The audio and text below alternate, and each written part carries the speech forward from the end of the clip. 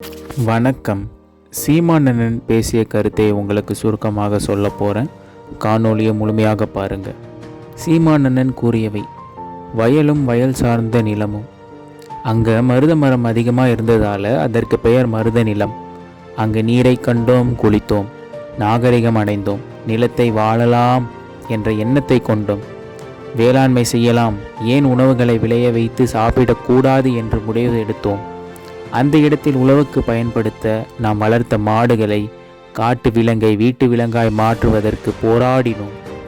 எல்லாம் போக அந்த விலங்கோடு ஏறி விளையாடி அன்போடு ஆற தழுவி தழுவி தழுவி நம் வயப்படுத்தி வீட்டு விலங்காய் மாற்றினோம். அதிலிருந்து வந்ததடா ஏறு தழுவுதல். விஜயநகர பேரரசு வந்து நாயக்க மன்னர்களை ஆளும்போது கொம்பிலே சல்லி காசை கட்டி விட்டதால் அது சல்லிக்கட்டுன்னு ஆனதே ஒழிய உண்மையில் மரபு விளையாட்டு ஏறு தழுவுதல் தான். சங்க இலக்கியத்தில் பாட்டு: கொள்ளையற்று கோலஞ்சுவானை மறுமையும் முள்ளாலே ஆய மகன். காளையை அடக்கிற அஞ்சுகிற ஆண்மகனை அடுத்த பிறப்பிலும் திருமணம் செய்ய விரும்ப மாட்டாள் என்பது சங்க இலக்கிய பாடல். அப்போ நீ எங்கே வேளாண்மை செய்கிற? அங்கதான் கலை, இலக்கியம், பண்பாடு, அரசாட்சி, அங்கதான் வழிபாடு எல்லாம் வருகிறது. அங்கதான் நாம் பாண்டியர்களானோம். நிலம் பள்ளமாக இருந்ததால் நாம் எல்லோரும் பல்லர்கள் என்று அழைக்கப்பட்டோம். அது குடிப்பெயர் அல்ல, அது காரண பெயர். குடிப்பெயர். நாம் வேளாண்மை செய்ததால் நாம் வேலர்கள். முதல் திணை குறவர், இரண்டாவது திணை வேளாளர்கள். இடையில் வாழ்ந்ததால் இடையினர் என்று அழைக்கப்பட்டமே அல்லாமல் வேறு எந்த காரணமும் கிடையாது. அது குடிப்பெயர் அல்ல, காரண பெயர். இடைநிலத்தில் வாழ்ந்தவர் குடிப்பெயர் கோன், ஆயர் என்பது. அறிவான தமிழ் சமூக தம்பிகைகள் புரிஞ்சுக்கணும். அதிலிருந்து கீழே வருகிறோம். கடலும் கடல் சார்ந்த இடமும். அங்கே மீன் பிடித்தோம், மீனவர்கள் என்று அழைக்கப்பட்டோம். அது காரண பெயர், குடிப்பெயர் அல்ல. குடிப்பெயர் என்ன? பரந்து கடற்பரப்பு இருந்ததால் அங்கே வாழ்ந்த நாம் பரதர்கள் என்று அழைக்கப்பட்டோம்.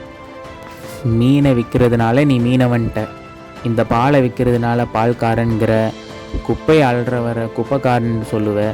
குப்பையை மாடியிலிருந்து போட்ட இந்த வெண்ணெய் நல்லவர், குப்பை அள்ளுறவர் குப்பைக்காரரு. நீ தாண்டா குப்பைக்கார பைய.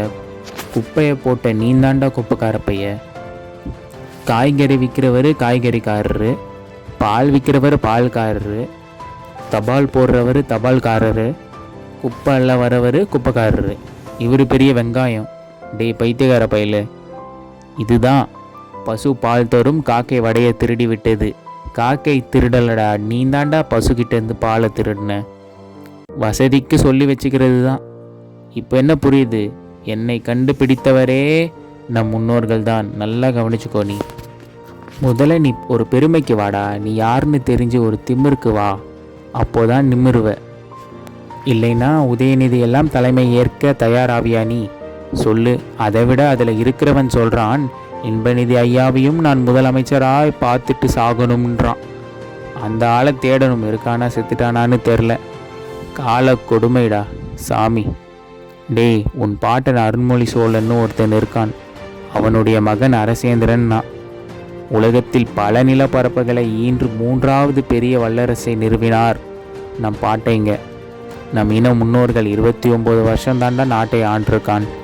29 ஆண்டு தான் ஆண்டிருக்கான். அதுக்குள்ளே இவ்வளோ சாதிச்சிருக்கான். இந்தியா கடல் இருக்குல்ல, லேக்கு, அது சோழன் லேக்குன்னு தான் வரலாற்றில் குறிப்பு இருக்குது. சும்மா கப்பலில் ஓட்டி படகு விளையாடுற மாதிரி கப்பல் ஓட்டி விளையாடி கொண்டு இருந்தார்கள் இன்னும் குறிப்பு இருக்குது. அவன் 29 ஆண்டுகள் தான் ஆண்டிருக்கான்.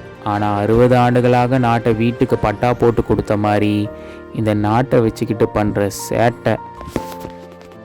நீ ஒன்றும் இல்லை ராஜா. நீ உன் மதிப்புமிக்க உன் ஓட்டை நோட்டுக்கு விற்கிறாய். அந்த ஓட்டையை வாங்கிட்டு அவன் நாட்டை விற்கிறான். நீ நோட்டை வாங்கி கொண்டு ஓட்டை விற்கிறாய். அவன் ஓட்டை வாங்கி கொண்டு நாட்டை விற்கிறான். That's all your honour. வேறு என்ன இங்கே இருக்குது? நீ தொடர்ந்து செய்து கொண்டு இரு. உனக்கு சாராயம் குடித்தால் செத்தா எரிக்க சுடுகாடு. பார்த்துக்க. கருணாபுத்தூரில் கள்ளக்குறிச்சிக்கு போய் பாரு. நான் சொல்லும்போது சிரித்தான். சாதி மதம் வச்சிருக்கான். வெட்டிட்டு குத்திட்டு செத்தா புதைக்க சுடுகாடு. அதுவும் பல சாதிக்கு கிடையாது. ஒரு சில சாதிக்கு தான் இருக்குது. என்ன வச்சிருக்கான்? கேட்டுட்டு மல்லாக்கா போய் படு, ஆழ்ந்து யோசி. நீ போயிடுவ. உன் பிள்ளைக்கு என்ன விட்டுட்டு போக போகிற? இதே சாராய கடையா? இதே இந்த கொடுமையான ஆட்சியாளர்கிட்ட விட்டுட்டு போக போறியா என்று நம் அண்ணன் கேள்வியோடு முடித்திருக்கிறார். வேறு என்ன கருத்துக்களை அவர் கூறியிருக்கிறார் என்பதை அடுத்த வீடியோவில் கூறுகிறேன். நன்றி, வணக்கம்.